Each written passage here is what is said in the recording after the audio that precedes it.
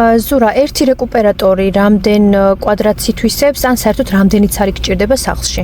ხედავთ როგორ არის რეკუპერატორის მუშაობის პრინციპი. ჩვენ ტრანას რეკუპერატორს აქვს ძალიან ჭკვიანურად შედგენილი ალგორითმი, რადგან ორი ძრავი აქვს, ერთ ძრავს გააქვს ჰაერი ოთახიდან გარეთ, მეორე ძრავს ოთახში შემოაქვს. ამ მომენტში რეკუპერატორი ქმნის დადებით წნევას. დადებითი წნევა ნიშნავს იმას, რომ უფრო მეტი ჰაერი შემოდის, ვიდრე გადის. ზედმეტი შემოსული ჰაერი სადღაც უნდა წავიდეს, ხო? ოთახში მოცულობაში ხო ვერ გაიზრდება ესაა და შესაბამისად ის პოულობს გამსვლელ არხებს. ამ შემთხვევაში გამსვლელი არხები არის სამზარეულოს შახტა, ვენტილაციის და ტუალეტში კიდე ვენტილაციის შახტა. ანუ თუ ერთ საძინებლიან სტუდიოს ტიპის ბინაში დავამონტაჟებთ საძინებელში, საძინებელი, ჰოლი, ის სტუდიოს ტიპის ოთახი და ასევე ტუალეტი ნიავდება, ვინაიდან რეკუპერატორს შემოაქვს ბევრი ჰაერი უფრო ვიდრე გააქვს.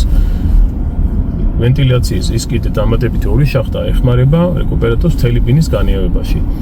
ანუ ერთი ძალი დაახლოებით ერთ საძინებლიან ბინას სავსებით აკმაყოფილებს. თუ გაქვს ორ საძინებლიანი ბინა, სამ საძინებლიანი, სასურველია მეორე საძინებელშიც და მესამე საძინებელშიც დამონტაჟდეს, ვინაიდან იმ ოთახებში გამწვევი შახტები არ არსებობს. თუმცა ჩვენ 8 წლიანი პრაქტიკის განმავლობაში გქონია ბევრი შემთხვევა, ერთი ძალი დაგვიმონტაჟებია საერთო ოთახში და სამ საძინებლიანი ბინაში გაუქრია მთლიანად კონდენსატი.